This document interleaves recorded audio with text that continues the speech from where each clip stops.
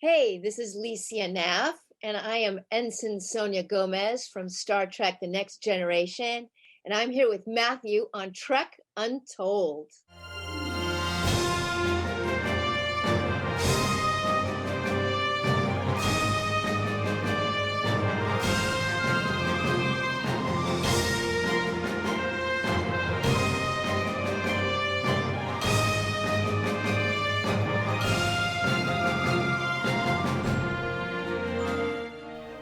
Hello and welcome to Trek Untold, the Star Trek podcast that goes beyond the stars.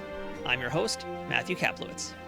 Today's guest is a very interesting one because this is a person who started in one career field and moved on to practically a brand new life in a whole other career that has probably defined her much more than her first one. Today we're speaking with Lycia Naff, who you may remember as Ensign Sonya Gomez from Star Trek The Next Generation, from a pair of episodes in Season 2, starting with Q-Who and following it up with the Samaritan Snare. Lycia's role as Ensign Gomez was a pretty memorable one for only 2 appearances, and despite it being so short-lived, has remained popular in other forms of Star Trek media, continuing on in fact into a whole book series based around her. But aside from being Ensign Gomez on Star Trek The Next Generation, you might also remember Lycia Naff as, well, there's no polite way to put this, but as the 3-breasted mutant Mary from Total Recall. Yes, that is in fact the very same person, and she's got some stories to tell you guys about working on that set. In addition to Star Trek and Total Recall, you may have seen Lycia pop up on Law & Order, Without a Trace, Father Dowling Mysteries, Max Headroom, Fame the television series, The Flash, The Jeffersons, Baywatch, and many more, along with one rather obscure film called Chopper Chicks in Zombie Town, which, of course, this being Trek Untold, you know I had to ask about that. But as I alluded to moments earlier, Lycia eventually left Hollywood and began a new career as a journalist. And she is in fact the person who broke the story about the Bill Cosby sexual assault allegations. I hope that no matter what your opinion may be in regards to that story and the many stories that came out afterwards, but I hope you'll actively hear and listen to what Lycia is saying today because there's a lot to this story and how it developed. We talk in great detail about this very huge moment in her life and her career and what that did to her.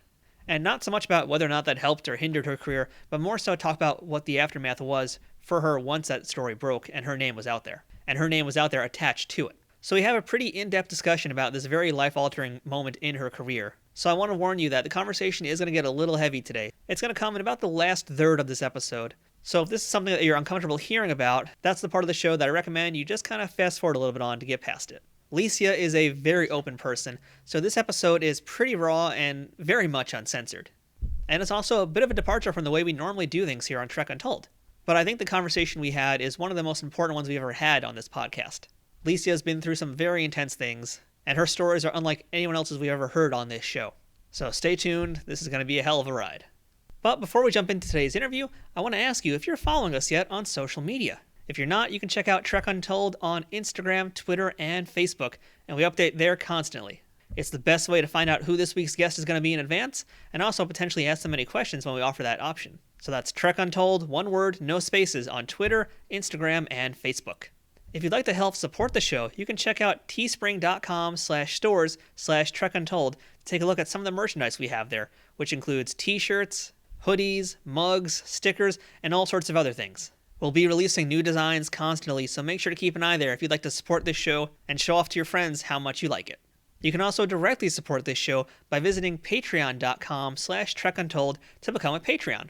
But most important of all, please make sure to subscribe to this podcast, and if you're listening to it on iTunes, Spotify, Google, or any other audio forms, make sure to leave a review and a rating and drop some stars if you can. And if you're watching the YouTube version, please don't forget to subscribe to Nerd News Today, the channel that you're watching this on, and give the video a thumbs up. And of course, while you're at it, feel free to comment there and let me know what you think of this week's guest. Subscribing, leaving ratings, leaving comments are all some of the most important things you can do to help this podcast continue to grow and ensure that more people find out about this show. And if you're already following us or supporting us on Patreon or bought some merch, a big thank you for doing that, or offering your support in whatever way that you can. Thank you for the help. There's a lot of Star Trek podcasts out there, and I'm very grateful that you've chosen to listen to this one today. I'd also like to make a quick shout out to our sponsor at Triple Fiction Productions, who makes some amazing 3D printed Star Trek inspired dioramas and props for both Star Trek action figures and Star Trek fans in person.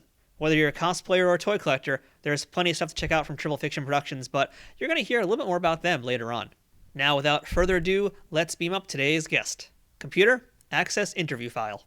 And welcome back to Trek Untold. And now joining me on the other side of the line, you may recognize her from Star Trek The Next Generation, but she's been in plenty of other productions that we're going to discuss today, some of which you may not even realize she was. And we also got some of the things that she's been working on the past few years that are pretty important, pretty interesting things. And that would be Lycia Naff. Lycia, how are you today? Oh my God. I don't know. Okay. Good answer. I'll take it. So yeah, thank you so much for joining us here. So first things first, I like to ask this question to all my guests, and that's what's your earliest memory of Star Trek? Oh, it had to be the very first one because I'm old. And just William Shatner and that big chest of his and the big voice. And Scotty always, coming in and saying, I've given her all I've got, and I don't know, just the old Star Trek. And it was really amazing to me that when I found out it only ran for such a short amount of time. You thought it was just this huge empire of episodes, but it was actually a very small amount compared to the new versions and the movies and stuff. It's pretty amazing, and Star Trek was one of the first shows to be syndicated, and that's part of why it got so big and popular. So yeah, it is crazy that it's just only 3 seasons, but it's such an icon. Right, right. So let's talk about some origins of Lycia Naff here. Let's dive back a little bit. I'd like to know a little bit about where you grew up, who your parents were, and what they did, and what you wanted to be as a kid when you grew up. Oh, okay. Yeah, I was born and raised in Las Vegas, Nevada, and let's see, in the 70s. I got a fake ID by the time I was 14. I had a car also. My parents kind of were busy, and so they just gave my little brother and I what we needed to be on our own, kind of. We were latchkey kids, but in a weird way that worked for me because I had a lot of freedom, and I would go to discos, and I was going to dance contests. And my first love was dance because of the Carol Burnett show and all of the dancing and all the costume changes. And I was just like, that's what I want to be when I grow up. I wasn't really even thinking of acting, even though I did plays and movie shows and performances in the living room for my parents all the time. And I would drag my little brother into fashion shows and dress him and throw him out there. And I remember one time we were very young for the finale, I made him go out there naked. Like I was, I don't know, some like twisted Diane von Furstenberg or something. So I was always performing, but it was really just for my parents. And then very early on at school, went to Catholic school my whole life, but my parents didn't care about, Catholicism really. It was just Vegas, and it was the better of the schools, I suppose. Um, my dad worked in the hotel business, and I got a chance to see some of the theater that came through at the hotel he worked at. And one of them was Your Good Man, Charlie Brown, and then Jesus Christ Superstar, and then Hair. And I would bring those images in because I would see them a lot to my classmates and be director and producer and costume designer and prop master. And I would create these plays for all the kids at school. And once in a while, the teachers would get wind of this because we'd do it at lunch or after school. And we got to go from each grade performing it. And so that was kind of cool. I kind of peaked in elementary school, to be honest. I really did. I was just, I had nothing in my mind stopping me. And it was just so much fun. So then, growing up in Vegas and then once in a while coming to LA with my dad on vacation, it was like, I got to be here, mainly because of the weather, not necessarily because of Hollywood. But when I got old enough and I started studying dance in high school, my dance teachers told me about dance teachers here in LA. And I talked my dad into letting me, in my junior year, for the summer, study dance out here. And at the end of that summer, I asked the teacher, Jaime Rogers, if I could have a scholarship. And then he said yes. And I went to my parents and said, I've been offered a scholarship. Can I stay and finish high school out here? Because I can't go back to Vegas. Just Vegas is not necessarily the Vegas you see now with pyramids and roller coasters and all the craziness. It was just desert for us. It was just so boring, There's nothing but like quaaludes and hot tubs and bad influences, to be quite frank. So I ended up being able to move out here. And by the time I graduated high school, I got a job on Fame. That's how old I am. I acted in the pilot, which got me my SAG card.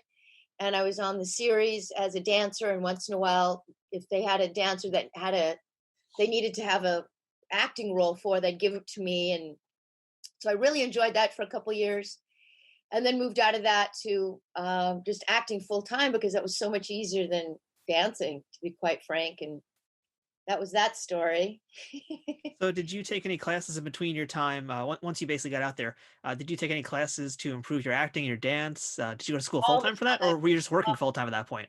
I was working quite a bit. I was lucky to work a lot, but I never stopped taking classes. And I did theater all the time. In fact, I was in the middle of a play when I got Star Trek: The Next Generation, and my understudy had to go on a couple of times. So that was just so fun. Doing theater really, I mean, if anyone ever wants to act, that's the way to go.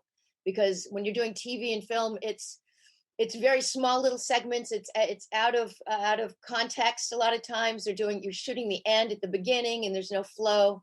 And learning how to create a character and be on stage just gives you the training to be able to knock out anything.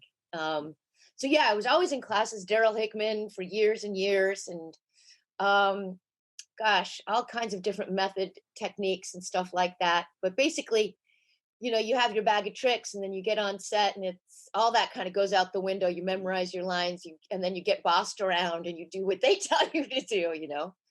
So one thing that was interesting, I was able to work for the 10 years that I worked before I moved out of acting. But in my day, starting in 1980, 81 through the very early 90s, ethnic was not in.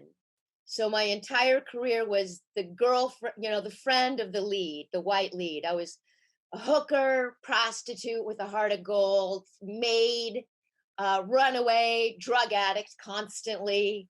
I don't know. I did so many prostitutes. I was, I don't smoke, but I was always smoking in scenes and wearing a lot of jewelry and makeup. And one time I was on General Hospital for a while. Was it General? No, it was Young and Restless. I had a recurring role in Young and Restless, and I played the mafia's girlfriend. And then I had a recurring role in General Hospital where I played a runaway, and then I was the skyjacker's girlfriend. In those days, they didn't call it hijacking. They called it skyjacking. So I was always like, whoever was dark, I could play, which kind of was defeating in the end. So I wasn't able to kind of move up and do bigger roles and stuff like that. However, I probably should brag just a little bit. Can I, Matthew? No one really knows this, but I was nominated for an Emmy for best performance in a TV movie. So I do have that. As I walked away from the business, I did have a little, I got to go to the awards, and I was shocked when I didn't win, because I was a fucking narcissist at the time. Now I'm just, an old-fashioned housewife, but at the time I really thought I was going to win. So I did have a fun career, but it was kind of limited. And can you just remind us what that Emmy nomination was for?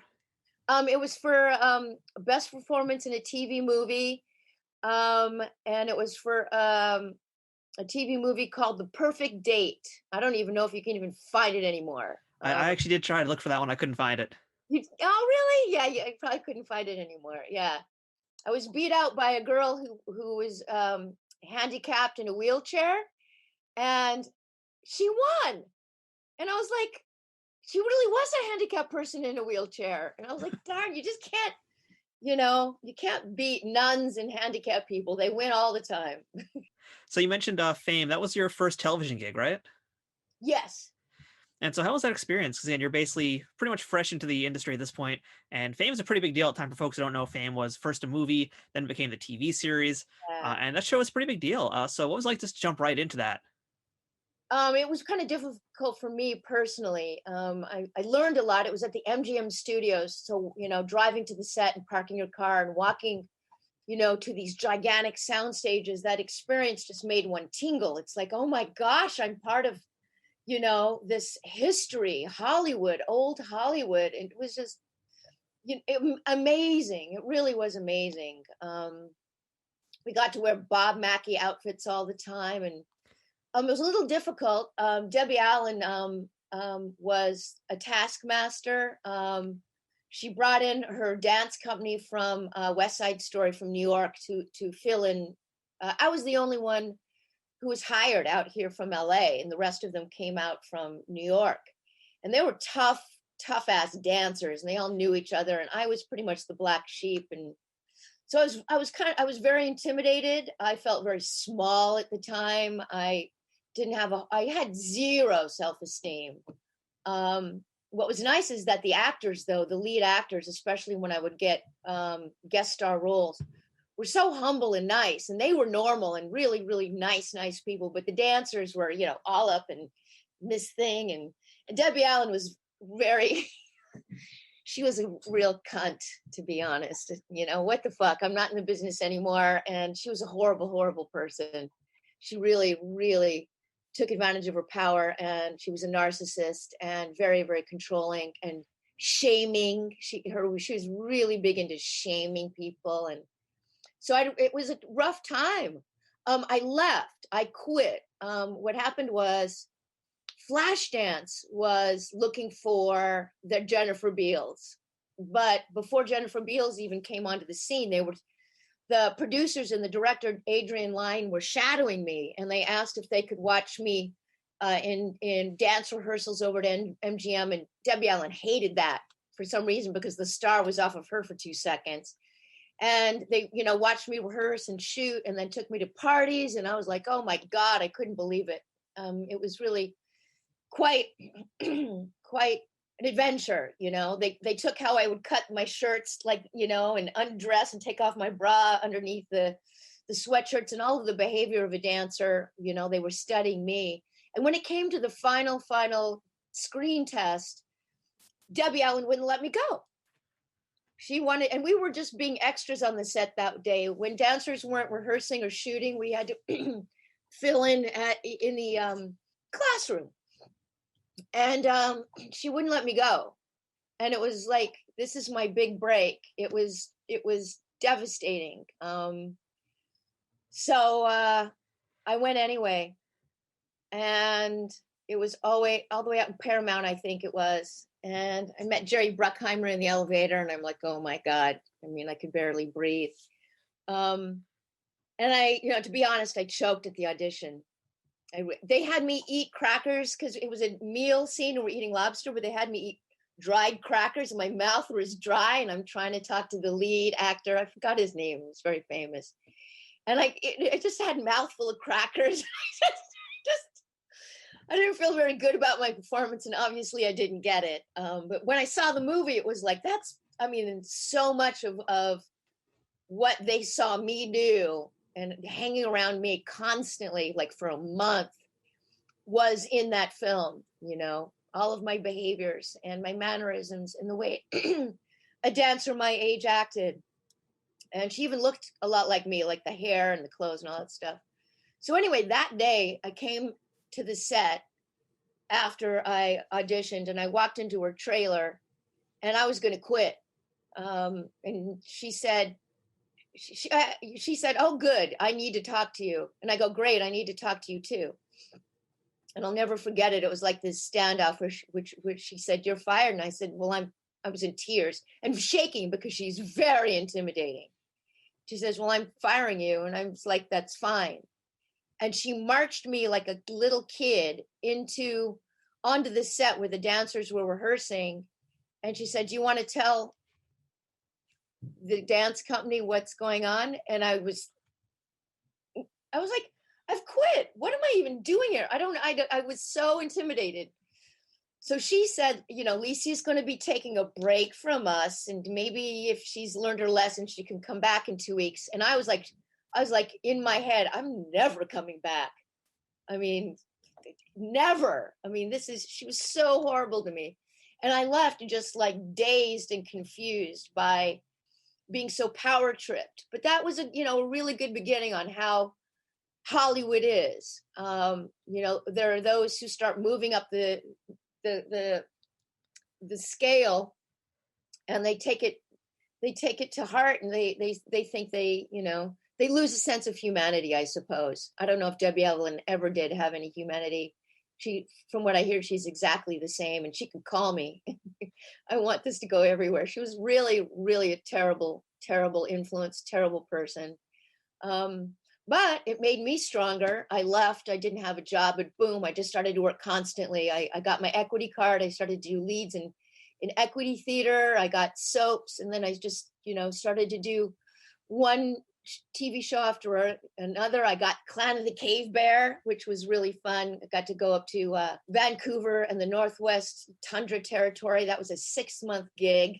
Yeah, I was going to actually ask you about Clan of the Cave Bear, because that was with Daryl Hannah, and I'm hoping it sounds like it was a better experience for you as well. And that Oh was my also like the first God. time doing prosthetics, right?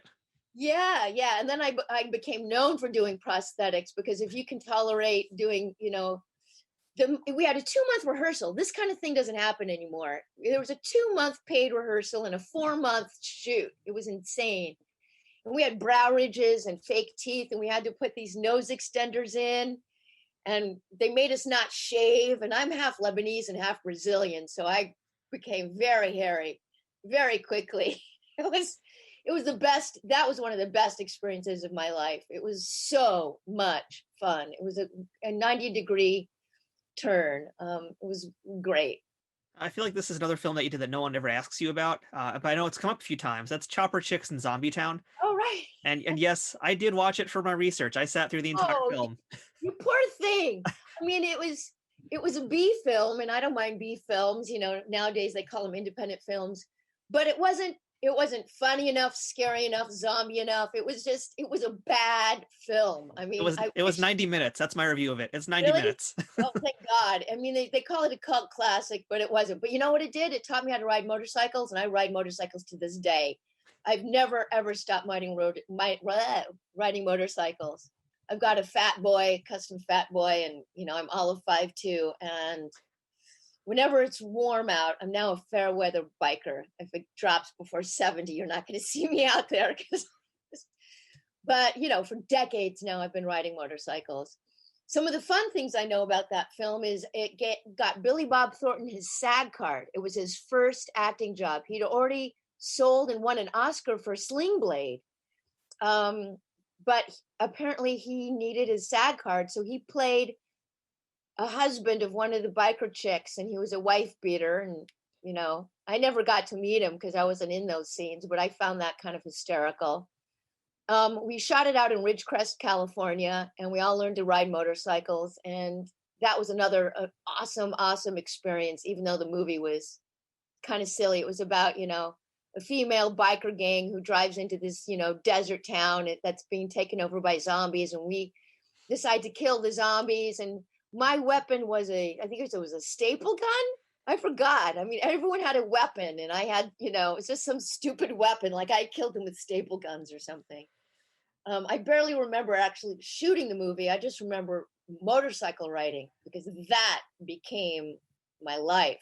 It gave me so much freedom. It was like, to be quite frank, Matthew, it was like, when I ride a motorcycle, it feels like this is why I'm alive. This is why I'm on planet Earth. That and really good sex, is the only two things that put me in that place of, oh, that's why I'm a human being, I mean, other than being spiritual and all that and being a good person. So I'm a motorcycle fanatic. None of the other girls ride. I bought my motorcycle from the movie, and basically I turned over my entire salary, literally, back to them and got the bike. Then I just customized it and then upgraded. They've always been Harleys for some reason. Maybe that's because it was the first bike I, got. So that's that story, Chopper Chicks in Zombie Town. I mean, it's, you want to torture yourself and watch a bad B movie, but it is, hot chicks on bikes. And Chrome Hearts is a really big fashion line and jewelry line. They did all of our, in fact, the movie was called Chrome Hearts, but at the last minute, they changed it to Chopper Chicks in Zombie Town. But Chrome Hearts made our jackets and our jewelry and that whole image, that whole hot biker image with chains and crosses and all that kind of stuff. I wasn't really a method actor, but whatever role I did, I kind of walked away still being that person, because I was very young and didn't really have a good sense of identity of myself. So for whenever movie I leave, I'm still that character for a while. And it sounds like you're still basically that character, because you still got the bike. Maybe you probably still have a staple gun somewhere, right? So you might still beat her. I do. Trek Untold will return momentarily. Trek Untold is brought to you by Triple Fiction Productions.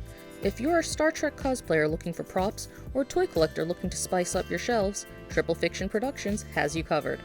Triple Fiction Productions produces affordable and unique 3D printed Trek-inspired products from the original series, Next Generation, Deep Space Nine, Voyager, Enterprise, and the movies.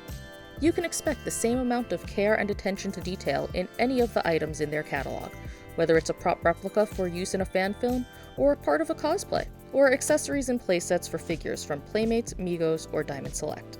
Own your very own tricorder or phaser rifle with working lights, the bridge of the Enterprise E for your Playmates figures, or any other item from countless species and ships from the Star Trek universe. All products are 3D printed in the USA and are constantly evolving and improving based on fan feedback. To learn more about their products, visit them at triple-fictionproductions.net or on Facebook at facebook.com/triplefictionproductions. Triple Fiction Productions, taking Star Trek where no 3D printer has gone before. Hello, everyone. I'm Armin Shimmerman. Perhaps you know me better as Quark from Deep Space Nine. As your favorite Ferengi, I'm here to promote a sale. It's not self-sealing stem bolts, but my new novel, Illyria. And the first book is called The Betrayal of Angels. Some of you may not know that aside from being an actor, I'm also a novelist. My newest novel is a mystery set in 1583. Its heroes are the historical characters of John Dee, who was a spiritualist, a book collector, and a spy. With him is an unsuccessful playwright named William Shakespeare. Their mission is to investigate a nobleman who happens to be Count Orsino from Shakespeare's Twelfth Night. The book employs comedy, history, and fantasy to tell a page-turner of a story. The adventure is a trilogy, and the first book goes on sale November 5th, which happens to be my birthday. It reads a lot like Sherlock Holmes, or like one of my favorite shows, Homeland. Please check out my website at www.arminshimmerman, get the name right, .com, or you can get it directly from my publisher at www.jumpmasterpress.com. You can buy it either as a paperback, a hardback, or an ebook. So why don't you check it out and judge for yourself? Or better yet, give it as a gift to someone. I know they'll appreciate it. Disclaimer, no latinum accepted. We now return to Trek Untold.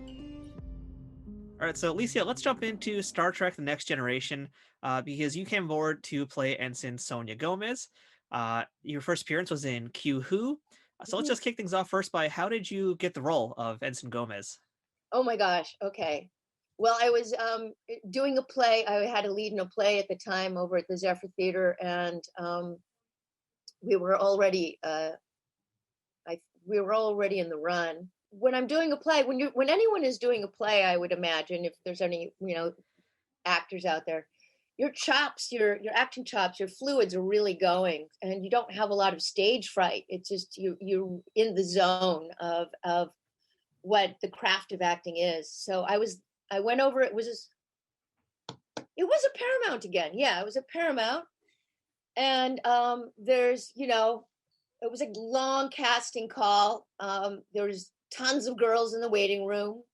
The character was Jewish at first. They called her Ensign Sonya Sussman. So I don't know, for some reason, she was Jewish. So there was a whole bunch of girls who looked exactly like me, and I was the very last one to audition. And I remember in one of my acting classes, the Meisner method, I was studying at the time. It was like, the longer they make me wait, the better I'm going to be. So I just kept saying that in my head, because usually you just get nervous and don't know when you're going to get called. I was the very, very last one. And I walked in there, and I don't know, I just was so focused, and I went for it. And it was just for the casting director, but she was so well known at the time. I wish I remember her name. Very famous casting director that you booked right off of her recommendation. She found Niles from the character of Niles in Frasier, from the same situation. She just had this eye for finding talent, and so producers didn't have to come in and see you. So she just suggested me, and boom. Now, here's the deal for those Trekkies. I'll tell you some inside info. So, the canon. I mean, it's like the Bible. There really is an Ensign Sonya, and maybe her name is Gomez. I'm not 100% sure. But it's written that she becomes Geordi's love interest, that Geordi falls in love with this ensign so much that he's willing to do this life-changing surgery, and possibly, fatal surgery, to remove his glasses so he can see, because he falls in love with me so much. Problem was, it was at the very end of the season. We were shooting the last 2 episodes is when they brought me in. The 2 episodes of my character, they made her kind of a comic relief. Or maybe I just evolved it into being that, because I tend to, have a funny bone in my nature. But it was written that like that. I was kind of like a bumbling, young, wide-eyed, star-struck kind of, and I, just looked up to Geordi as a mentor. And so what happened is, over hiatus, the producers decided not to bring me back as a regular role, because they thought Geordi would never fall in love with somebody like me. And they were right. I mean, the way they shot it, the way they edited it, the way they wrote it, when I look at it, Geordi's not going to fall in love with someone who seemed so young and so wide-eyed and so goofy, kind of just not really sophisticated enough for him to want to do a fatal surgery to remove these to give him sight. So it turned out that they never did evolve any character like that. He played the rest of, from what I recall, am I right, Matthew? He was always blind, right? The visor kind of sort of came off in the movies. So that was it right. briefly. But yeah, but other than that, I mean, yeah, for the rest of the actual TV series, the visor was always on. Yeah. And what was really fun is working with LeVar Burton. Oh my gosh. They were shooting a Mission Impossible at the time, so Tom Cruise had security everywhere, and lots of sound stages were blocked off, and I'm like, what's going on? And I was like, oh, it's Tom Cruise. But I walked to LeVar Burton's, wasn't really a trailer, it was more of like a suite that was on the, like an apartment, because he shot there so much. And it was done like this new age Bodhi tree spiritual. It had incense burning and candles and drapes, and we sat on pillows across from each other and ran lines. And I was like, wow, this guy is so spiritual, and he was the real deal. We rehearsed with, looking at each other, and he's so connecting. He's such a good actor. My God, I'm looking into his eyes, and they're watery and so loving.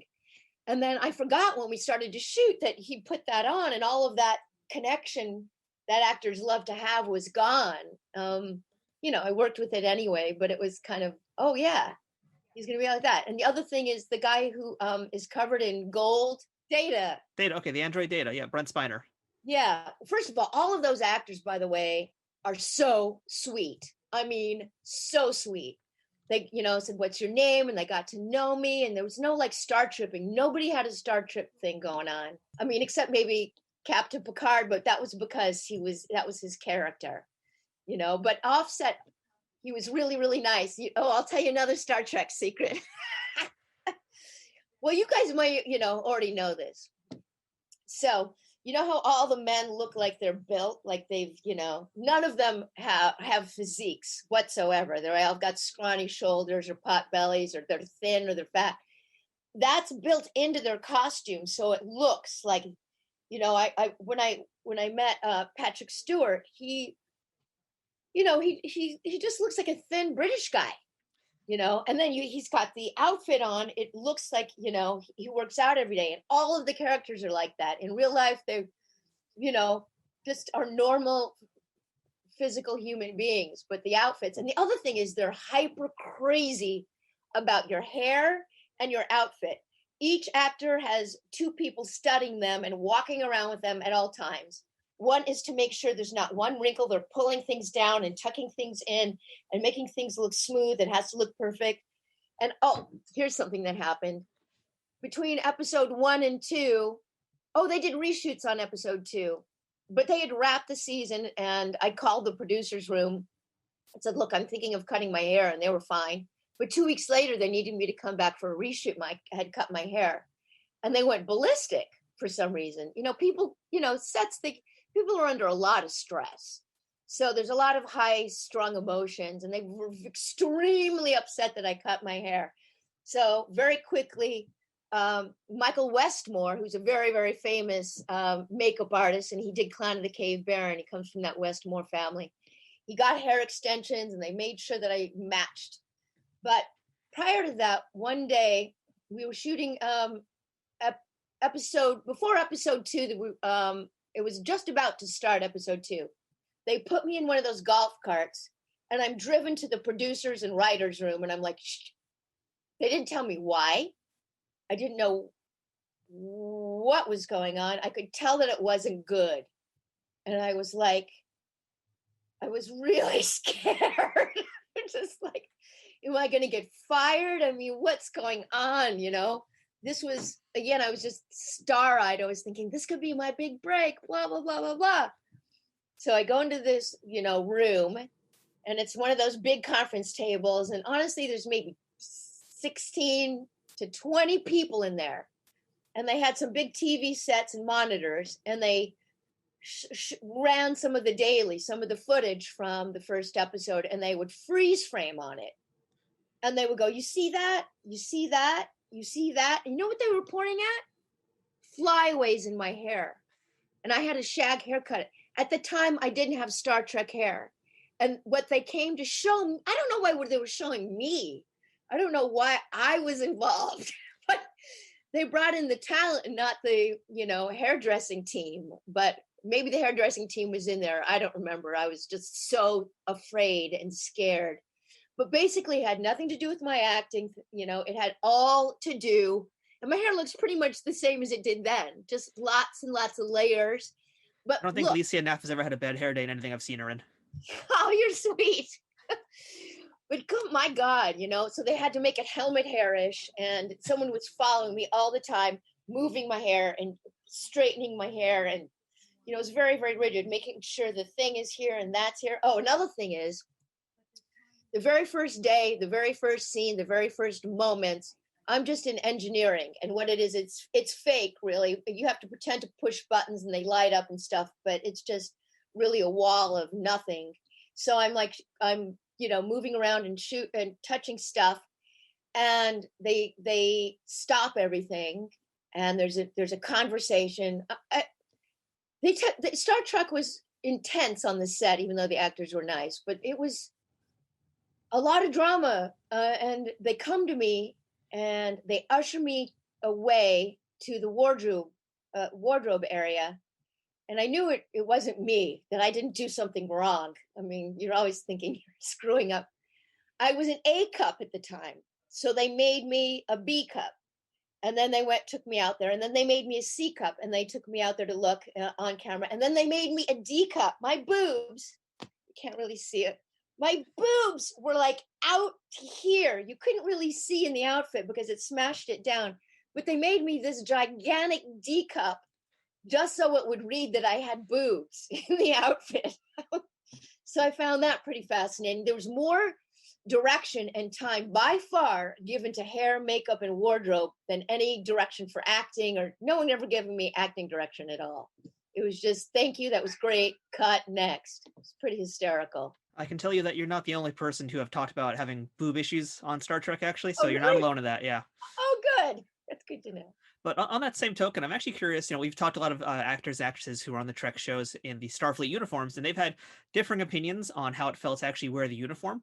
And granted, in your case here, you had to wear that with chest prosthetics, essentially. But what do you remember about wearing the uniform? Was it comfortable for you? Was it distracting? Did it get in the way at all? Well, the fitting took an entire week. They pin and they make it exactly to your specifications. And it's kind of this elasticy material. So it's a little stretchy. It wasn't that uncomfortable, but so that it wouldn't have even one wrinkle in it, there was stirrups underneath the pants that always had to be pushed down and kind of under your shoes or under your socks, so that you always had these really streamlined That's one thing I remember. But other than that, when I go back and I look at those episodes, or once in a while I'll see a clip, I was like, I just all I can think of is how big they tried to make my boobs look, and it didn't even read. It looked like I was just, normal. I did want to ask you a little bit more about Patrick Stewart also, because your first scene with him is you're spilling hot cocoa all over him. And I imagine just in the first place, being in a room with Patrick Stewart is intimidating. Having to now spill hot cocoa on him is probably even more frightening for a young actor. What can you tell us about doing that scene with Patrick Stewart? And again, just you got to spill stuff on him. That's crazy. That sounds like a Well, horrible thing to do. It sounds like a nightmare to me personally in real life. right. There was only one rehearsal in which I didn't spill anything. And then they could only do 2 takes. So they had 2 cameras rolling on each 2 takes because they only had 2 changes of outfit from Patrick. Or maybe that's all Patrick wanted to do. So I had to nail it. So, which helped because I had to be nervous in the scene, my captain, your captain, my ship, your ship. I had to be kind of, bumbling like that. So we just did it twice. And he didn't want to talk to me. He didn't want to be friends with me. He wanted to keep that kind of intimidating aspect so that the roles would look right when we shot it. He didn't even want to be my friend off camera and then, be intimidating on camera. So it was very fun. It was really great. After that, years later, I saw him in a play and I went backstage afterwards and he was just the sweetest guy. He was just completely not that. He has such a sense of humor about himself. I wish he'd host Saturday Night Live because he's hysterical. So it was really fun working with him. So aside from Sir Patrick Stewart and everybody else we mentioned, you also were in an episode of Whoopi Goldberg. And I don't know if you got to actually interact with her at all, but did you actually get to chat with her or spend some time with her offset? Yes. Oh my gosh. She was so nice again. And I got, those were the days of the Polaroid. So I got a Polaroid picture of her and I in our outfits together that I gave to my boyfriend at the time when he was traveling to remember me by, and then he went and lost it. It was like, that was my only piece of memorabilia. I broke up with him after that, so don't worry. But yeah, she was super, super sweet. Gosh, the environment after, action and cut was just so wonderful. I mean, they'd all worked together for a long time. They were all friends. Everybody was just very familiar and kind. There was no ego tripping. It was really a delight. Now, I've gone to some of the Star Trek conventions to do signings and stuff, and none of them go, which is unfortunate because maybe they're too big, or once in a while they'll make an appearance on stage and do those roundtables on the stage and stuff. But they're in real life, my gosh, there's not a complaint, not a one of them. The thing about Dad I was going to say is we were eating lunch one time just outside of the set, just like sitting on one of the streets on the Paramount lot. And you can't really realize because it didn't shoot well, the color of gold that they cover him in is so gold and so bright and gorgeous. And it didn't quite translate as well because they didn't have HD or high def back then. But he had to live in that gold all the time. I mean, it's not, he came in at 5 a.m, got covered in gold, and then, wrapped 12 hours later, still covered in gold. It's not like he could take it on and off. And he didn't mind it at all, So the first episode that you were in, again, Q Who, for Trekkies out there, we all know that as the debut of the Borg, and that's pretty much the biggest threat in Star Trek history at that time, and they're still pretty darn scary. Did you ever see them on set? Again, this is the first time you probably have seen them. Did you ever see them at all when you were there filming? No, but I did see their prosthetics and their heads and all of that stuff in the makeup room. I mean, it's no surprise Michael Westmore was asked to do, Star Trek because he was such a specialist at that kind of stuff. So no, I didn't really, have any interactions with the Borgs. Sorry, except seeing them, at the cafeteria. That's got to be a weird thing to see a bunch of Borg eating soup and salad, right? Yeah, along with all the Mission Impossible people. It was, whenever you're working on a big set like that or big sound stage like MGM or Paramount, the mixture of people, you've got a cowboy next to a little person, next to a nun, next to, a Borg, next to a gangster, and you're all in the line to get soup. It's kind of funny. So aside from the appearances on Next Gen, which were sadly only 2 episodes, your character does continue on in books and other media. Are you familiar with what Sonya Gomez has done since her TV appearances? No, actually, no. I didn't really follow up, just because my little heart was broken. I just like I felt sad that I wasn't going to continue, so I didn't kind of pursue it outside of the professional aspect of it.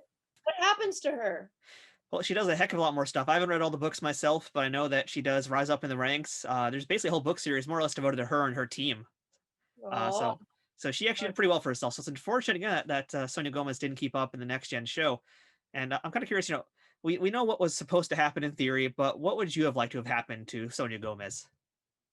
probably what would have ever been in those books in the canon, because I know that the producers and Gene Roddenberry was on the set a lot, and I actually got a Polaroid with him that I still have. So he was alive, and he really wanted to hold true to the written word, and so a lot of the scripts were very, very close to what was written in all of the books in the canon.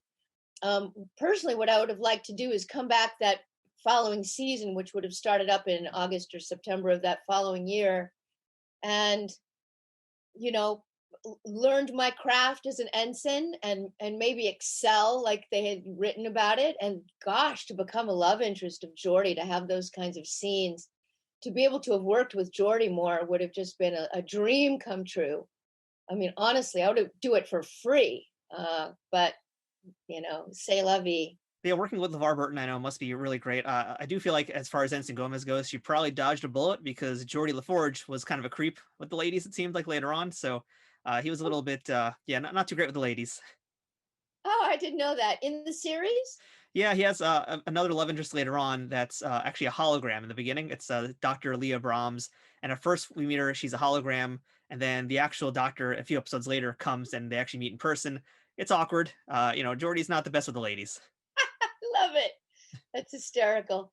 I mean, that man can play anything. He's got such a range. So I heard a story, and maybe you could help let us know if this is true or not. Now we're going to jump into Total Recall a little bit. But I'd Sure. heard that it was your appearance on Total Recall that also may have actually hindered your continuing in Star Trek Next Generation. Is there any truth to that? Oh no, because that was a couple of years later from what I recall. I mean, maybe that's true. I mean, honestly, I've just heard rumors, so yeah, I want to get to the bottom of that. But I know there's other things going on, obviously, that you mentioned already with the character. So I don't know. I'm not privy to that. I'm not privy to that. I was also told that my role didn't continue on because my agents didn't accept a deal, and they never told me about it. I was told that a couple of times that I was offered, which all of that is just heartbreaking. I mean, for someone who was young like I was, and who was really dedicated to the craft of acting and just loved it and worked very, very, very hard, and would have done anything they asked me to do to find out something like, it was my agents who didn't accept a deal that I didn't even know about. Maybe they were offering SAG minimum. I would have taken it. Are you kidding? But that I still don't have any evidence. The thing is, Star Trek, those episodes were shot in 85 or 86, and Total Recall was 87, 88. So I don't know if they influenced each other. But I got the role kind of sight unseen, because Jan de Bont was the DP, the cinematographer on Clan of the Cave Bear. And I guess he remembered me. They needed somebody who knew how to wear prosthetics and didn't complain about it. So I was the only one to audition, and I just went in and met with him and chatted with him, and he told me what it was, that I have to go to Azusa and work with Rick Baker, very famous, guy who makes horror stuff like, monsters and stuff, and work it out. Originally, she was to have 4 boobs. Yeah, we should mention for folks who don't know, because there's probably some people who might not recognize you just yet, and they're hearing 4 boobs, OMG. I was my name was Mary in Total Recall. If you went to get popcorn, you'd miss me, but I was a role that you wouldn't forget. I was a 3-breasted mutant hooker on Mars, who opened up her shirt and should have said "got milk." I don't even remember the lines. There were so few. but originally there was probably 2 to 3 weeks of creating that prosthetic piece. And it started at my neck, and they blended it in with my neck, and it went all the way down below my belly. It was an entire, so that it looked like natural boobs when I would open up my shirt. But originally there were 4 boobs, and I looked like a cow. It was like 1, 2, 3, 4. It was like, it was too mammalian. It's way too mammalian, They It's a good decided. word. I need to use mammalian in more sentences. I know, it makes me feel like I'm smart. Yeah, it's just too much lactose going on. It was not right. It was just, it didn't look sexy. I guess I was supposed to be a mutant prostitute, but there had to be some sex appeal. Like if 2 boobs are good, 3 boobs are better. That's, I guess, so they stuck one in the middle. And one of the things I'm always asked is, were any of them yours? And I was like, no. And I always say, yeah. The middle one was mine. the other 2 are in a jar in formaldehyde on my desk. But no, none of the boobs were mine. They were all 3 prosthetics. And they had several of them painted perfectly. And it was that spongy stuff they make it. It almost feels like skin. And it takes it started initially to be like 8 hours in the makeup chair. And they put you in like a barber chair and lean you back. And then it got down to about 5.5 hours, 5 hours. They just got faster and faster at it because they'd have to glue it on and then make it look like there's not a seam and blend in all the makeup and then put it all in. And, we shot in Mexico City, and I had those were Walkman days. I was the first one on the set, 5 a.m., plug in the Walkman, go to sleep, and just let them work at me. And that was weird. Now here's a little something. So the first day on the set, it was just a week of shooting. Just like 5-6 days. I arrive on the set with my outfit on, and I'm a prostitute as usual. I mean, if I probably played 10 prostitutes in my career. Yeah, it was ethnic, was in, ethnic was not in to play leads, unfortunately, but I already went through that. So I'm standing on the set watching Jan de Bont direct Arnold. And Arnold was like a robot. He imitated everything Jan told him to do. Jan would give him a line reading, meaning a way to say a line, like, hello, how are you today? And Arnold Schwarzenegger would go, hello, how are you today? He would do it exactly the way he was asked. And I was like, wow. As an actor, you're kind of not used to that. You're used to actors doing many takes, trying it many ways, being artsy, but Arnold was all business. And I liked that. It was super, super professional. So then when they were lighting our scene at the bar, I'm sitting across from him. I looked into his eyes, and we didn't talk much. He didn't talk much to me. He is kind of a big guy, and he was very buff at the time, right? He still is in his, Arnold days. And one thing that I really noticed that I'll never, ever, ever, ever, ever forget, I'm looking at his eyes, and his pupils were the size of a tiny little pin. And I was like, that is so weird. I just kept looking at he's got beautiful blue eyes, but the pupils were not normal pupils. They were tiny. And later I find out that that's like a result of steroids. I didn't know that. The other thing is, because the shoot was so long, they took over this entire soundstage in Mexico City.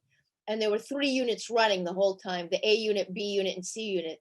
The B and C unit were running, all of the stunts and all of the special effects. And one of the buildings was completely taken over for him. On the bottom floor was this huge gym where he'd work out with a stunt coordinator and other people. And then the upstairs was where he lived. And Maria Shriver, his wife, was there at the time for the first couple of days. And I got to see her, but she left. And one of the, I don't know if it was it was a stuntman. I'm walking to the set for, maybe it was the first or second day. And he goes, be careful of Arnold, anything 14 and a half years and, and younger is, be careful. And I was like, what does that mean? I always remember because he said 14 and a half years. Basically, Arnold he was a naughty boy at the time. And when he ran for governor, he actually admitted it. In the 80s and 90s, it was par for the course, cocaine and women. And what I thought helped getting him elected is he didn't deny it. He didn't try to hide it like a Bill Clinton. He just went, yeah, it was boys. I was a bad boy. Boys will be boys. And he was a bit of a pickup artist. And there was tons and tons of Mexican girls who were extras, from Mexico living there, who they glamorized to be beautiful in a lot of the bar scenes like that. And never hit on me, but I was told to beware. So that's a little bit of a inside scoop. So I'd heard some horror stories about you filming there as well, aside from the Arnold stuff, because I did actually read the article you wrote about your time on that set, in fact. But I heard some other stories. Maybe we could spend a little bit of time on that. I'd heard you had a really rough day, trying to find the best way to put it, but you had a rather explosive day on one of the sets on Total Recall. It's Mexico and it's Montezuma's Revenge. And I avoided getting, Montezuma's Revenge diarrhea for the entire time I was there. We stayed at a beautiful 5-star hotel. You don't open your mouth when you're in the shower. You only drink bottled water. You don't eat lettuce. You eat things that are completely cooked. I lived on like candy bars and cigarettes in those days. But that morning, it was the last day of shooting for me, the second to the last day of shooting, the big scene.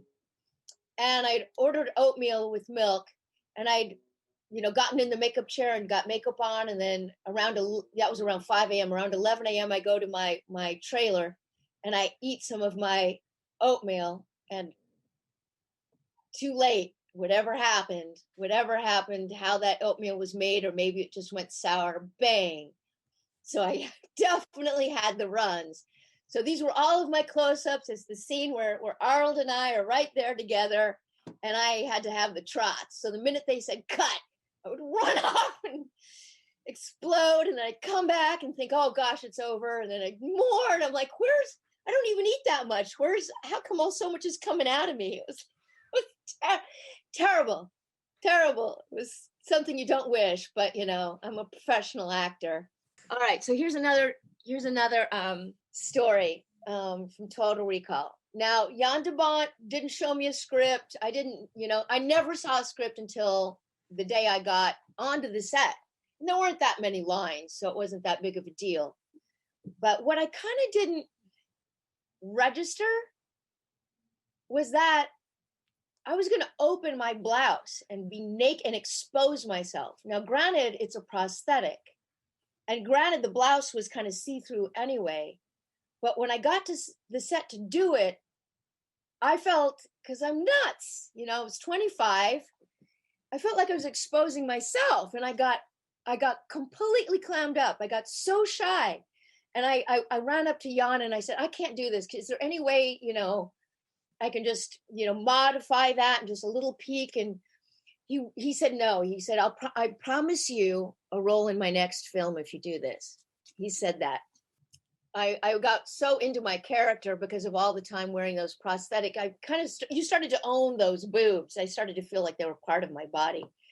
And when Jan insisted that I open my blouse and do it, he promised me that if I do it, because I was begged him not to make me do that, to maybe just do like this or something, but not open it up all the way and have my nipples hanging out and the whole thing. It didn't register in my tiny little mind that was always the plan. I was just so excited to get another role to, act. And he said, if you do it, I'll trust me, calm down, breathe. He was really cool. He had this accent. Just relax. I'm going to give you a role in my next film. He kind of whispered in my ear, if you just do this, it's not that big of a deal. And I was like, okay. He never did give me another role. But I know where he lives. So I might one day go knock on the door and go, he's still in the business. I know I'm a grandma now, but, anything. So I did. I ended up having to do it. And you might not even see it, even if you look up very close. I have tears in my eyes. because I got embarrassed. I'm a hooker. I'm a mutant hooker. I should know that the way a mutant hooker on Mars in a bar makes money is by opening up her blouse and showing her wares. That's what hookers on Mars do. And it didn't register. I got shy. I opened up my blouse and, if you look up close, I mean, I was like tearing up because I was just so embarrassed, So that was that. I did it anyway. The other really fun thing that I got to do a couple times afterward is getting shot. And when you get shot, they squib you up, which means they put these little packets of blood all over you. One was in my mouth hidden that, when you get shot in the back, I had to bite it and open up my mouth and blood spew out. So it was good to be shot in the back. And someone has like a remote control offset that explodes these squibs all at once. These little packets, plastic packets of blood. So you see blood all, spewing out. And it was one of those scenes, just like the one with Picard with the hot chocolate. We could only do it twice because they'd have to take that whole prosthetic piece off and put another one on, with the squibs and ruin it and explode it. I don't recall what ended up showing on the screen, but that was so fun. The funnest part was practicing getting shot and go, ah, and then had mattresses and you just go, ah, and fall onto the mattress, off camera. And I was like, this is so fun. I just loved it. Practicing getting shot over and over again and working with the special effects and stunt guys. It was really nice. And this is more than once I had to deal with guns and stuff, is they show you that they're real blanks. They open it up, they show you that they're blanks, but to still be careful because there's a push.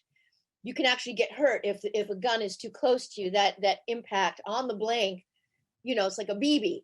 So, I didn't get hurt or anything like that, but it was fun. I don't know. It's fun to get shot. It was fun to get shot. It was not the day I had diarrhea. So they did a lot of scenes where I'm laying face down, and basically you're an extra that day where you're just dead, facing down on a mattress. But I had to be there facing down, and it wasn't the mattress at the time, it was the actual floor. So thank God I didn't have the squirms then. So a few years later, after all of this, you decided to leave Hollywood and you kind of changed the trajectory of your career and you went to journalism. So why did you make that career shift? But yeah, I ended up leaving acting, but acting kind of left me. After I got nominated for that Emmy, I got the chance to audition for everything under the sun, bigger roles and stuff, but I didn't book even one of them. I didn't work for an entire year. And the more I auditioned and got close, and the more I got quote unquote rejected, the more my mindset couldn't handle it. I was young and not really balanced, I guess. I just took it to heart. I kept trying to fix what was wrong. I was like, why wasn't I booking these? Ethnic was not in again at the time. I was always auditioning against white girls, and white girls were always getting it. J-Lo hadn't come along yet. She helped break the barrier in Living Color so that we started to see lead actresses who were ethnic work in bigger roles. But at the time I was working through the 80s and very, very early 90s, that wouldn't happen. So after a year of not booking one thing after this Emmy nomination, my agents dropped me. And I was like, maybe I should go to college. I was like 30. And it was a fun run. Acting was a fun run. I was in the business from 18 to 30. And so I started to go to community college, and I really liked essay writing. And before I know it, I started to evolve my talents into writing. And what I liked about being a journalist, and I became a news reporter, I became an undercover investigative reporter, which means you're not going to see my byline on a lot of things because it was more like investigating and more like a spy. If I was checking into the hotel of the person I was following, I couldn't be traced back, because my name was not known. So it was that's how I operated, to get bigger and bigger stories. And that was the way to make a lot more money. I made a whole lot more money as an undercover investigative journalist than I did as an actor. So I did that for quite a while. Broke a lot of big stories. Again, you probably wouldn't see my name a lot unless I was working for People magazine, the Miami Herald, or the Daily Mail. Then I would I would be forced to take a byline. I'd have to put my name on those stories, but I could get more information and write bigger and better stories if my name wasn't attached. If I was kind of hidden, then I could sneak around and get closer to my subject and get more information on them. Anyway, those were the days. I traveled, to every state in the United States and kind of all around the world. I ended my career right after I broke the Bill Cosby rape scandal in around September, October of 2014. I did that completely on my own. Hannibal Buress was doing a summer tour. He's a comic, and he said, the biggest comic hypocrite is Bill Cosby. Google him and rape when you get home. And I picked up on that and realized this guy had settled a couple big lawsuits, one in the 90s, one in 2006. And I started to gather names of women who were testifying against them. And all of this was covered up.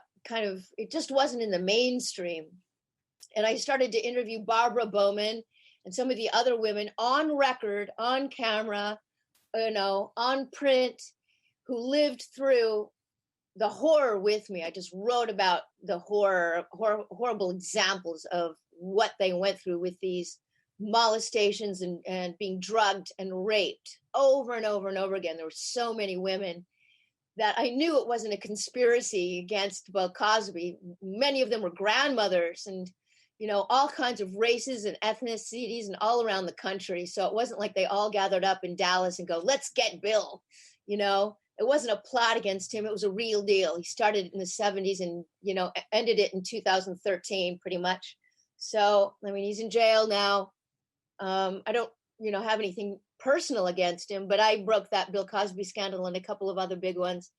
And then after that, I made enough money to pay off my house here in Venice Beach, California. And I was like, why not work? Why not, just invest my money and I've been in the mainstream of working, 8 to 16 hours a day since I was a teenager. So that, I ended up transitioning out of journalism into retirement, where I can ride my motorcycle and read books and take naps. Yeah, I did want to follow up on you breaking the story about Bill Cosby, because that was such a huge thing in the news. And clearly this is one of those things that's helped this current wave of feminism that we have right now. It kind of led into the Me Too movement, the speaking out movement, all those kinds of things. But just, let's just take it back a few steps to when that story first broke. And, you said you're an investigative journalist, so oftentimes your name is hidden. In this case, your name is right out there in bold. So just those first few months that the story came out, what was it like for you as that reporter to just have your name there and have, this giant story attached to it? Well, there's always blowback. There were a lot of people, close friends of mine, who are African American, who thought it was a conspiracy to hurt Bill Cosby. It was a dead end because there wasn't logic there for me to go, this woman didn't even know this woman. They live on opposite sides of the country, opposite experiences, other than the similar experience of being drugged, not knowing what happened, waking up and smelling semen and cigar smoke and Bill Cosby's cologne all over them, to be quite frank. So it was tough. I got a lot of blowback. I went on Dr. Phil. He gave me an entire segment on my own, which was really cool. And we really got to break down the timeline. And there's just so many women from so many walks of life, from Playboy bunnies all the way to fans who saw him in a comedy show in Las Vegas, who he said, I'll sign an autograph and take pictures right in front of their boyfriends, and then said, here's the key to my room, come up and get the signed autograph later in a couple of hours.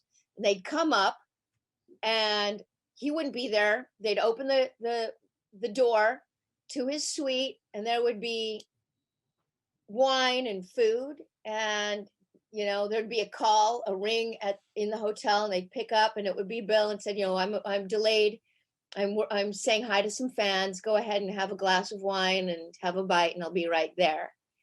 And this happened so many times to so many different people who did not know each other. And by the time they woke up, it was the next day. They're either naked in bed or half dressed. Bill's nowhere to be found, but it's like something is dripping out of their lady parts. It was pretty horrifying, and it was pretty graphic. And I was very lucky to have women confide in me and open up to me and trust me enough to expose themselves and know that I'm going to write the words exactly the way they want them.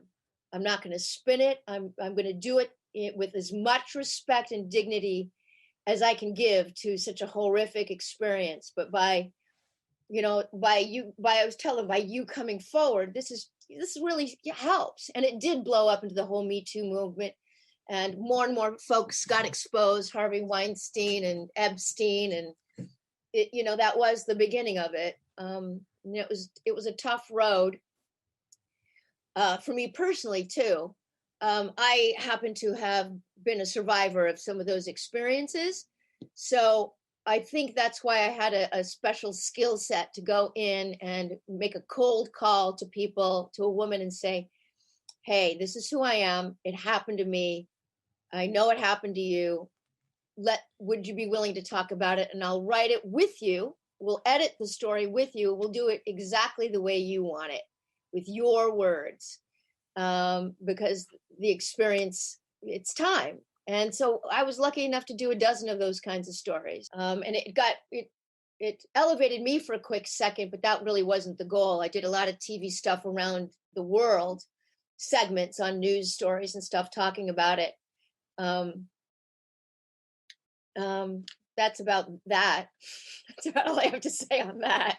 I think it's quite a lot. I mean, it's a heck of a thing that happened. That's, to put it mildly, I guess. But I kind of wondered, looking at some of the things in your career, like we didn't even discuss actually on Baywatch, how you'd mentioned that you had to basically be stripped naked to be given a fake tan.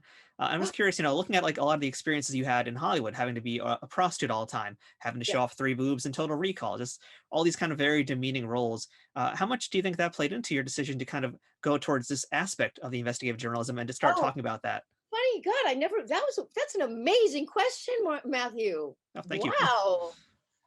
I never really put those together, but I mean, there's the level of, because of the way I looked, and it truly was the way I looked. I was exploited in the sense where I wasn't going to get a meaningful role. They were always maids and prostitutes and hookers and drug addicts and people who were of color. And that was it. That was all that my agents could get me up for. And my peers as well. Some of my peers went on to do, lots of much better things. They hung in there and broke the color line. The color line got broken now, where it's very multiracial and multidimensional on camera now. But it wasn't back then. When I started to learn that I had a skill for writing, it was such a relief. It was like I could breathe, because it didn't matter how I looked or how I sounded or how I smelled or anything about me personally. It mattered what, the written word. It mattered what the word was on the page, and if I could do that and honor that correctly. So I wasn't into fiction. I was into nonfiction, and I worked at the Miami Herald for years. I worked at People magazine. I was undercover at the Inquirer and all of them, the Star, all of those. I didn't take a byline because I didn't want anyone to know I was doing that kind of work, and I was making shitloads of money. And I really learned how to be an investigative reporter, because you've got a lot of data banks at your disposal. You know people's phone numbers, where they live. You can get very, very close to a celebrity without them knowing it, especially because my name wasn't attached to anything. I mean, I followed Tom Cruise forever. Britney Spears. I broke tons and tons and tons of stories on Britney Spears. I was the clearinghouse for everything Britney Spears when she was going through her meltdown, 2007 to 2009. I was in her house a couple of times. I would be able to I was a celebrity journalist, basically. Very, very close to my subjects, because my name was hidden. So if someone would see my name on a roster at a hotel, they wouldn't put it together that I was a reporter and then I'd have to get kicked out. Or if I was at the Chateau Marmont, no one knew. They wouldn't attach me to who I was as a journalist, so I could stay inches away from Lindsay Lohan and watch her do blow. things like this. I got to see a lot. I got to report a lot. It was a great way to make a whole lot of money fast. In a weird way, I was exploited as an actor, and I guess I exploited a public figures to make a living now. It bought me my house. People say I'm not proud of what I did. I didn't do anything sleazy, really. I didn't do anything illegal. Not really. A little bit of gray there, a little touch of gray, but nothing that would get me handcuffed or anything like that. I still had my ethics and morals. The thing is, here's something important, I guess, is if you're going to be a public figure, if you're going to be a celebrity, an actor, and you've got a soapbox and you've got a voice and you're making millions and millions of dollars to play cowboys and Indians, you can't pretend reporters are not going to follow you. You can't pretend that paparazzi aren't going to follow you. All those pictures you see in magazines of celebrities, they 100% know that there's 10, 15 guys around them at all times, 100% of their lives, especially if they're A-listers like a Brad Pitt, a Jennifer Aniston, and Angelina Jolie, people like that, Justin Bieber. And they act natural, but often they're calling the press to let them know that, hey, I'm going to be at the park playing with my kid. We'll sue you if you print bad shots. So just print good shots. And they have working relationships with the paparazzi photo agencies. And they have working relationships with the celebrity magazines that some people don't know, but I'm not in the business anymore and no one can sue me for anything I'm saying. But there's no wool pulled over anybody's eyes. If you're a public figure, you're fair game. You're fair game to be reported on, good, bad, and ugly. If you're making that level of money as a public figure, now their kids to me are off limits, their love interests, even though there's often interest in their partners or their husbands or wives, I try not to pursue them because they're not public figures. But if you're going to put yourself out there, you're fair game. It's just part of the contract that you sign when you want to be that person and make that kind of money and have that kind of airtime and influence on people, I mean, this is such a big story that happened. It really did just change so much in this country. Do you ever wonder if this is your way of just kind of trying to protect others from what happened to you happening to them? Oh, totally. I mean, that's what I would say to the women who had been raped by Bill Cosby and other people.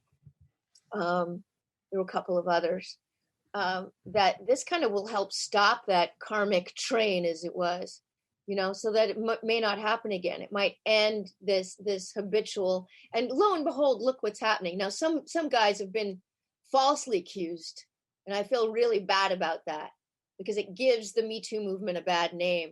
But there are a whole lot of people who got busted. Like, I'm a massive fan of Louis C.K. He got busted. He came out and went, I did it. I'm wrong. I'm going to take a couple of years off. I'm going to repent. Anything I can do to fix this. This is true. And he was one of the first people to do that. And so was Al Franken. And he had to step down from a really long, wonderful career as a senator. But they copped to it. They said, my bad, kind of like Arnold Schwarzenegger doing that before he was elected governor. It's always the cover up that's so much worse than the crime. But nowadays it's women don't go into hotels and private hotel rooms to do auditions. A lot of the bad guys are out of the business now. The casting couch doesn't exist anymore. If you're in a wardrobe fitting, they do it. So it's all above board and you can't get sued. There's women with you just watching. I mean, it's everything has changed now for the better. I mean, I'm not solely responsible by any means, but it was so cool to have that first little rock that started to roll that now has snowballed into a massive change in the industry to make it a little bit more decent for women and men. I have a lot of male friends that were hit on, harder, even more bluntly. And that kind of stuff just isn't fair because it's someone taking their powerful position and you're going to get a job out of it if you fulfill their sexual needs. That's so corrupt. So I'm glad it's out there and it's passing I'm glad we got to talk about this here. I know folks listening who came, if they're thinking they're only going to hear Star Trek, clearly they haven't listened to Trek Untold before. But I think this is a pretty important topic, and just thank you for being so brave to actually cover this and to break that story. But I guess onto a little bit more of a positive, happier note as well as we close out this episode today. You're right now involved in a charity organization called Drive-By Do-Gooders, and I wanted to talk to you about that. Can you tell us a little bit about what Drive-By Do-Gooders is? I came up with this little charity, like drive-by shooting, I live in LA, and, you can't throw a rock and not see a homeless person that could look like your brother, your mother, your relative, your grandfather. It's in LA County proper. I think we have this year, 58,000 adult homeless people that are unsheltered. And I work specifically in Skid Row, on the outskirts of Skid Row, that have 12,000 adults who live in 20 square blocks. And it's a permanent homeless encampment in downtown LA. And I've always been kind of a do-gooder. Like, I'm the one at a party who's shy, believe it or not. It doesn't seem like I'm shy now, but, I'm the one who's cleaning up in the kitchen or trying to help. And I've always been service and charity oriented.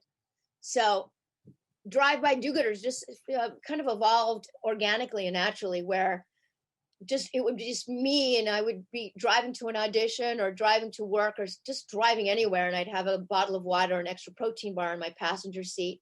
And if I had it, I'd give it. And if I didn't, I wouldn't. I didn't put too much pressure on myself. I didn't make an illegal U-turn sometimes to help a person, but if it was meant to be, I'd hand it out. And I just noticed I was doing that more and more. And then one day I was asked to help with a buffet on a street in Skid Row called Gladys Street. And at the end of the buffet, all these people are high-fiving themselves about how wonderful they were helping the poor. And I was like, that's not the way to do it. You just do it from your heart, and you don't really talk about it. You don't make t-shirts about it and wave banners about how good you are.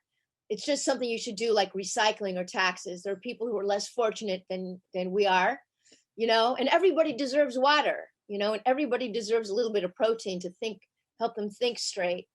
And everybody deserves, wipes. Like, I make these baby wipes infused with rubbing alcohol, and I put them in little baggies called baths in a bag, because there's a very, very few toilets out in Skid Row, not one shower, and believe it or not one single water fountain. So after years and years of evolving this, I became a little nonprofit in 2015, and I called myself Drive-By Do-Gooders, and I corral the teenage boys on my block to go out with me, and we put 300 bottles of water in my old SUV, and we make 200 baggies of baby wipes and socks or tarps, or now these days we bring out masks and gloves, and we roll down the outskirts of Skid Row where the elderly and disabled are, because we can only feed a few hundred people or help a few hundred people, and there's 12,000 out there. And we kind of roll down the street like an ice cream truck going, water, string cheese, cleaning wipes, masks, gloves, socks, whatever we have. And our homeless friends who we've known for years and years come out of their tents, and we just hand the stuff out from our cars. It's super safe. It's not like straight out of Compton. I've never seen a weapon down there. I've seen some fights. I've seen a whole lot of inebriated people, a lot of, drugs. I've seen a lot of prostitution, which is kind of the underground economy that the police kind of let operate, because it's kind of how people make money. But no one's harming each other. They like to not draw attention to themselves. Each street is like their own tribe, your wall-to-wall tarps and tents. And these people have settled in. It's the permanent homeless encampment, right here, 7 miles away from million-dollar homes, multi-million-dollar homes. We've got abject third world poverty, people who don't have a bathroom. Their bathroom is a bucket. They have those Home Depot buckets behind their tents where they squat and do their business. So, one thing that no charity that I know of does is bring out these body wipes, and they go crazy for them because it cleans themselves, it cleans their tents, it washes their body. And especially, in this time of COVID, it might help sanitize some stuff, because we use 75% alcohol in these baby wipes. And I don't know, it's so enjoyable. I rarely talk about it. It's just something I do. I collect $4 a month from my friends, and it's enough to kind of fuel the SUV and go to Costco and get all the water and stuff like this. And as much as I don't want to do it sometimes, I do it every week, because by the time I've rolled out there and I've gone down my first block, the thank yous and the bless yous and what you get back just feels 10 times more than what you give. These people are so grateful, and there's so little out there. And I can't really solve the homeless problem, but I kind of can fill in the gaps where other service providers leave off. On Sundays, some religious institutions come out and they do buffets, or they'll hand out blankets or stuff along with Bibles and stuff. But I've got like no agenda. It's just pure giving, and there's no overhead. It's just me and cute teenage boys who go to Venice High, who just pack up the car, roll out there. And by the time we've come home to the cushy, green tree-lined suburbs, it's like, wow. We really feel that we made a little bit of a difference. And the fact that we've gone out there every single week since 2013, we're so consistent.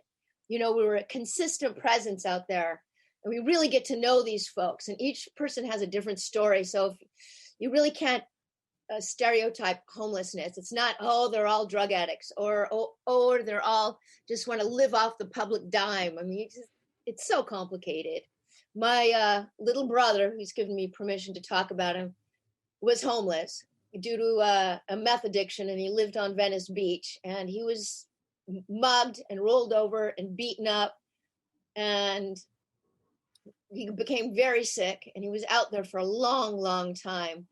And then one day I just finished doing a story about Drew Barrymore's half-sister who killed herself. She had 8 years of sobriety, and she started to get on diet pills. And before I know it, she was all the way back on OxyContin, and she died in her car of an overdose. And I just finished talking to her mother and did a long interview, and I hung up the phone. I sent in my copy, and I went, my brother's right down the street in Venice, and I try to help him and he doesn't want help. Maybe I should just give it one last try. I had to. So I roll out there, I double park in an alley, and I tell the guy, please watch my car, that I'm going to save my brother. And I went out there and I just kind of prayed. Venice Beach is big, so I just hit Brooks and the sand, and I went, please guide me, where is he? And I swear to you, this is true, Matthew. It was like a movie. I turn and I see this mound, and I see these two palm trees, on the beach. And I see someone, it was my brother. I see this like figure of my brother, like a shadow of my brother, just a thinner, older, grayer. And I scream out, Corey! And he turns. And I go, Corey, is that you? He goes, Lycia! And it was like something out of the friggin' movies. We just start like running towards each other, and I hugged him and I held him, and he was ready to come. He was ready. I pull up my car, and by the time I got him into a rehab, he was already using 3-syllable words. He's now recovered 7 years of completely clean and sober. He's got a full-time job. He's a member of society. He's amazingly good looking. He's a really good musician. I didn't necessarily save my brother, but, sometimes 10 fingers reach out to try to help somebody pull them out of homelessness. And they just need to take one finger and grab onto it and come out of that situation. And if we can do anything like that with drive-by do-gooders, just giving out water and wipes and masks and tarps, we want to be able to do that. It's good to be, I'm blessed, man. I've got a house, I've got dogs, I've got motorcycles, I've got friends, I've got my health. I live in beautiful LA. To give back just that little much feels like nothing, I feel like I should give so much more back. I don't know if this inspires anybody, but just put a bottle of water in your passenger seat or a protein bar, and don't be afraid. There's this stigma about homeless people. Just pull up, roll down the window and go, hey, you want this protein bar? Or you want this ball of socks? It's used, but it's clean. And you won't believe it. They'll always say yes, and they'll always thank you. And you'll walk away going, I just did a tiny little bit of good, man. Yeah, it's very altruistic, and I'm glad that you guys are doing this out there. You're making a difference for sure. I'm here in New York, and we have similar problems with finding housing for the homeless, but I went to LA last year, in fact, last summer, And I remember taking an Uber. I can't remember exactly what parts I was going through, but I know it was from basically like one part of LA into another part that's closer, like where a lot of the bigger theaters are. And I just remember seeing just tent city, just so many tents, and I was like, this is just, it's similar to what we have here, but so much worse in other ways. So thank you for making a difference. And today for our listeners out there who want to support Drive By Do-Gooders, how can they do that? Oh my God, thank you for saying that. All right, so it's drivebydogooders.org. Think of drive by and think of me, a do-gooder, all one word, drivebydogooders.org. And you'll see a little video of us driving around doing our thing. And, you can toss a few pennies in a month and become a regular subscriber. And we're always on Instagram, Facebook, Twitter. Drive By Do-Gooders is easy to find. I post every week or twice a week, of what we're doing out there. All the money goes directly into the bellies and the mouths of those who need it the most. I don't operate on any overhead, and I don't think there's any charity out there that's like that. I don't have stationery. I don't give myself a salary. I don't give myself a manicure. All I do is put gas in the car, so every dime I get goes to buying stuff and giving it, buying stuff and giving it. So it's drivebydogooders.org. I'd love for you guys to be Drive By Do-Gooders. And you can start giving and doing this just wherever you are. Just put an extra sandwich, an extra socks, water, hand it out the car window. That's it. You're a Drive By Do-Gooder. And you won't believe how good it feels, and it's so easy. So Alicia, last question today for you. What is the best thing about being a part of the Star Trek universe? Getting to talk to people like you, Matthew. Oh, you. That's true. Part of it is that the universe continues and continues with the fans and people who know so much more about the canon of Star Trek, and meeting people at the conventions and getting fan mail and signing, stills from the stuff I've done. And I don't know, it's something that keeps living on and on. And you know what? All of the gadgets and technology and stuff that we have now was all invented by Gene Roddenberry and the people who continue to write this stuff way back, starting in the 60s. And now it's all true. I mean, it's crazy. One thing about being part of that Star Trek universe is that it is a universe. We just found out that there's a universe that has 9 habitable planets on it. And we were already doing that in Star Trek, and in all of its formats, going to other planets with people on them. And now that can actually be 100% true, we found out. Anyway, that's what I love about it. It's really kind of the human aspect, meeting people like you, Matthew. That's the nicest thing anyone said to me all day and probably the rest of my life. So thank you for that, Alicia. I appreciate it. And yeah, we appreciate you today so much for being on here to talk about Star Trek and talk about everything else you've been doing with yourself. This has definitely been one of the most diverse interviews I think we've had on the show. And, it's definitely a little bit out of the normal from what we typically talk about, but I think you've covered some pretty important things and are absolutely worth spotlighting. So thank you for everything you did on screen. And of course, with Drive By Do-Gooders and your journalism career. I hope you're proud of yourself too. You've done a heck of a lot for the world. Oh, thank you so much. Give a ring anytime. Love to talk to you again. All right. Thank you so much, Lisa. And for folks out there who want to support Drive By Do-Gooders, of course, we're going to have a link in the show notes. So make sure you guys click on that. Lisa, again, thank you so much. Have a great day. Bye. And that was our chat with Lycia Naff, who I want to thank for being so willing to discuss so many topics that are very, very unusual from what we normally do here. I want to add to that also that I think Lycia is one of the bravest and strongest people I've spoken to on this show. And again, no matter what your opinion may be of the outcome of some of her journalistic endeavors, I hope you can respect what she did and why she did it. For my money, Lycia is an absolute badass, and I have a lot of respect for what she's accomplished and for what she's done to help so many other people out there. And once again, if you'd like to check out her charity organization, Drive By Do-Gooders, we're going to have links to that in the show notes so you can learn more about them and how to support them. In the Star Trek franchise, there haven't been a ton of journalists represented on screen. There have been a few episodes where the crew has maybe traveled to the past and ran into a few reporters, or in the DS9 episode Far Beyond the Stars, the entire ops crew became writers, but not really for the news. But as for times that were more contemporary to what was happening in Star Trek shows, the list is very, very tiny. There were a handful of reporters at the beginning of Star Trek Generations, and a journalist interviewed Jean-Luc Picard in the first episode of the first season of Star Trek Picard. But a more well-known one would be the one that appeared on Star Trek Enterprise, when Mayweather once dated a reporter named Gannett Brooks, played by Johanna Watts, whose first name was a direct homage to the Gannett Company, one of the largest news services in the US. But the most well-known journalist in all of Star Trek history would have to be Jake Sisko, who stayed on board the station when the Dominion occupied Deep Space Nine and reclaimed it as Terek Nor for that brief period.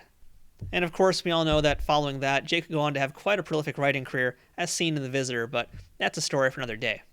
And lastly, we can't forget one other notable journalist in Star Trek history, and that would be Neelix, and his program, Briefings with Neelix. And while he did break one pretty big story, I think it's probably a good thing that he went back to cooking after that story. Thank you for listening to this week's episode of Trek Untold. If you aren't already, please make sure you're following us on Twitter, Facebook, and Instagram at Trek Untold. And if you'd like to watch the video version of this podcast when available, make sure to check out youtube.com/nerdnews today. And don't forget, you can also check out teespring.com/stores/Trek Untold. Check out all the Trek Untold merchandise we have, or consider supporting us on patreon.com/Trek Untold. Any contribution you can make helps keep this ship running at optimum power. But even just listening to the show and telling your friends about it does a pretty big thing for us too. So please leave a rating and review if you're listening to this in the audio form, or give the video on YouTube a thumbs up and sub to the channel. There's no wrong way to help Trek Untold out, so whether you're just dropping a review, giving us ratings, or if you're able to offer us any support monetarily, we thank you so much for doing that. And we also thank you for, again, choosing to listen to Trek Untold. Once again, thank you to our sponsor, Triple Fiction Productions. If you'd like to send us some feedback, suggest a guest, or ask to be booked as a guest on this show, or provide a sponsorship opportunity at Trek Untold, please email me at trekuntold@gmail.com. I'd love to hear from you and hear your thoughts on what you thought about this week's episode and our guest. I'm Matthew Kaplowitz, this has been Trek Untold, and until next time, fortune favors the bold.